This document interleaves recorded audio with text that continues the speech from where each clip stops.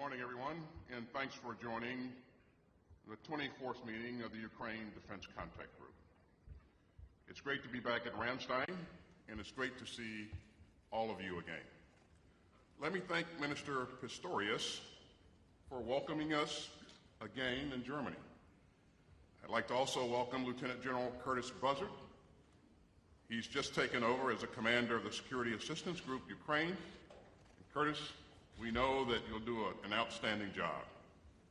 It's also great to see Minister Umerov and the rest of the Ukrainian delegation. As many of you know, we have a special guest here with us today, President Zelenskyy.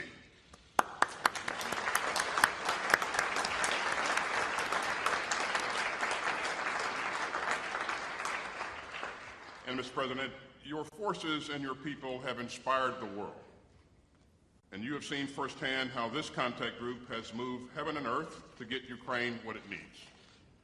We are absolutely honored to have you here in person at Ramstein for the first time. And Mr. President, the floor is yours. Thank you very much, Secretary Austin. Thank you for invitation, and thank you very much for your leadership in this Ramstein format and for working with all of our partners. And thank you, dear partners, for your strong support. Pistorius, thank you so much for your support and highly practical and effective approach to cooperation and for welcoming us today. Dear ministers, dear generals, General Cavoli, General Brown, all our partners. I'm glad to see all of you and very much appreciate for continuously being with us since the start of this war and until now when our brigades hold a line on the battlefield, thanks to the bravery of our Ukrainian people and your ironclad support.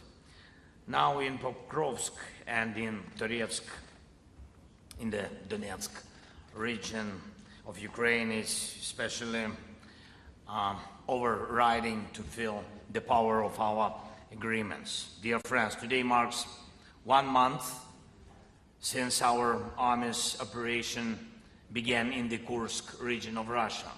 This is the borderland from which Putin was preparing to expand the war into Ukrainian territory. He was preparing to launch a new offensive against our city of Sumy, and we have turned the tables and are pushing the war into Russia through our counter-offensive.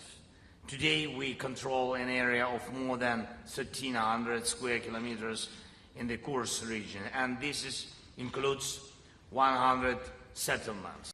A significant part of this territory was abandoned by Russian troops. They simply fled when they saw our forces approaching. Of course, a significant part of the territory was taken under control by our forces in the battles. So far, during the first month of our operation in the Kursk region, the Russian forces have lost about 6,000 soldiers killed and wounded in Kursk only, and other tens of thousands of Russian troops in other war zones. Thanks to our actions, there is currently no threat that Russia will launch a new offensive operation on our territory against the city of Sumy, as was the case in May this year when Putin launched assault against our city of Kharkiv. We also see changes in the overall war situation. First of all, as a result of our actions, Putin has shown his real interest. And this should be obvious even to those who could still believe that Putin is at war to protect some of his people or some of his security interests. At the same time, as our advance in the Kursk region, the Russian army continues its offensive in Ukraine. The most capable units of the Russian army are involved in expanding the zone of occupation of our territory in the Donetsk region. This is a clear choice by Moscow. Putin wants more Ukraine to occupy than he wants security for Russia. He doesn't care about Russian land and people. He just wants to grab as much of our land and as many of our cities as possible. Secondly, Putin has already shed so much blood that against the black drop of this blood, Russia's attempts to draw red lines simply do not work. Instead, we need to keep our morale high for our joint values to rule the world and not the red lines soaked in blood. We have to sustain our spirit, stamina for the world to live by rules, to be governed by law, and to ensure security for all. And every operation that contributes to this deserves your full support. And third, we do want to end this war. We want peace. We want to save our people, first of all, our country. And it is Putin who doesn't want peace, and is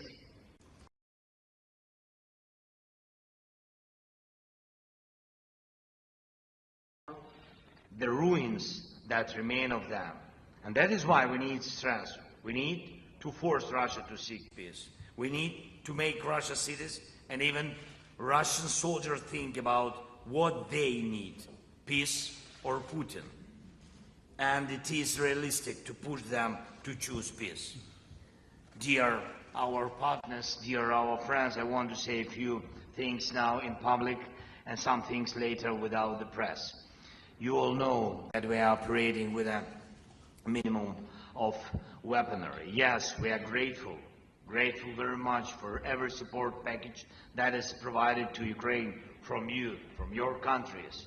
But we need more weapons to drive Russian forces off our land, and especially in the Donetsk region. Now, there are many people here at Ramstein who are actually warriors.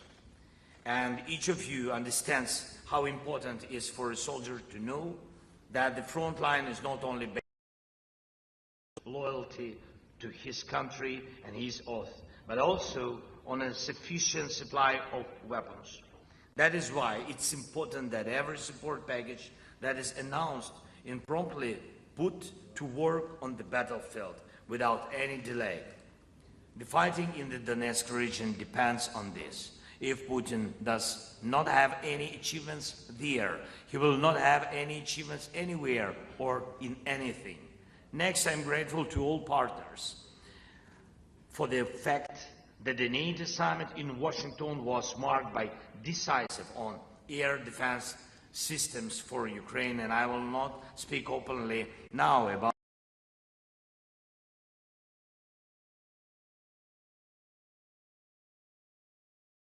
delivered is significant. This is what was agreed upon, and this is what has not been fully implemented. The world has enough air defense systems to ensure that Russian terror does not have results. And I urge you to be more active in this work with us on air defense, and we have already started operating F-16s. Thank you for the support, Secretary, and to you partners. And they strike down missiles and drones. They are very efficient, but they are few, you know about it, and we need much stronger fleet of F-16s. And I have proposals that I will say when the press leaves. Third point, long-range capability. I'm glad that the United States, United Kingdom, France, Italy are represented here. Thank you so much. And I want to say this openly so that there is no speculation. Thanks to our joint courage, we have implemented very important operations, in particular in Crimea. These operations allowed us to return security to the Black Sea and our food export. Now we hear that your long-range policy has not changed, but we see changes in the ATACMS, Storm Shadow and Scouts, a shortage of missiles and cooperation. And this applies even to our territory, which is occupied by Russia, including Crimea. We think it is wrong that there are such steps. We need to have this long-range capability not only on the occupied territory of Ukraine, but also on the Russian territory. Yes, so that Russia is motivated to seek peace. And one more thing I would like to say, investments, we are very ready to produce more of our own weapons right here in Ukraine. We are ready to work with you on joint production. This includes drones, missiles, and other weapons that have proven themselves in combat and can strengthen your men and women in the defense forces after this war.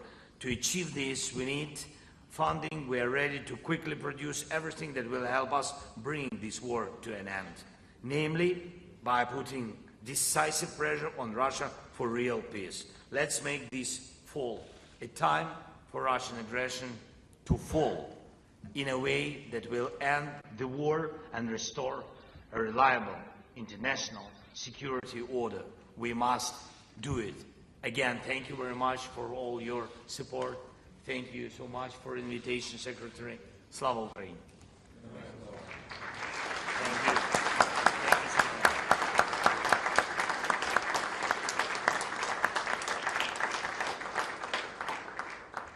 Well, thank you, Mr. President. On behalf of everyone here, we hear your urgency and we share it. Mr. President, this coalition of some 50 nations of goodwill stands united and firm, and today we'll push even harder to step up our support for Ukraine. We're meeting at a dynamic moment. Ukraine continues to seize the initiative on the battlefield. Ukraine's troops are now conducting an operation in Russia's Kursk region. The Kremlin's army of aggression is now on the defensive on its own turf. But we know that Putin's malice runs deep. Moscow continues its offensive in the east of Ukraine, especially around Pokrovsk. And Putin is repositioning his troops in Kursk. And the Kremlin continues to bombard Ukraine's cities and to target Ukraine's civilians. That is an outrage. But Ukraine refuses to bend. And Russia has paid a massive cost for Putin's imperial fantasies. More than 350,000 Russian troops have been killed or wounded since Putin launched his all-out invasion. And since February 2022, Ukrainian forces have sunk, destroyed, or damaged 32 Russian naval vessels. Ukraine has driven all of Russia's major naval vessels out of Crimea and pushed Russia's Black Sea Fleet further east. Last month, Ukraine sank one of 3 Russian ferries in the Kerch Strait in Russian-occupied Crimea. And that seriously reduced Russia's capacity to move equipment and troops into Ukraine. A second ferry has been out of action since Ukraine's attack earlier this summer. Additionally, Ukraine has destroyed 97 Russian combat aircraft since the start of Putin's full-scale invasion. And so over and over, Ukraine has stood up to Putin's aggression and atrocities. And this coalition has Ukraine's back. And let me highlight some of the major recent steps forward. In July, Germany, the Netherlands, Romania, and the United States announced that we would provide more Patriot air defense batteries and components. And Italy said that it would deliver another SAMP-T system. And Germany recently delivered another Irish-T air defense system and more 155 millimeter ammunition. In Germany, the Netherlands, and Denmark have all provided more Leopard battle tanks. And meanwhile, the European Union is using frozen Russian assets to fund arms purchases for Ukraine, including more ammunition from the Czech initiative to rush more shells to Ukraine. And since our meeting in June, the United States has committed more than $4 billion in new security assistance for Ukraine. We are laser focused on Ukraine's priority needs, including air defense, fires, and armor.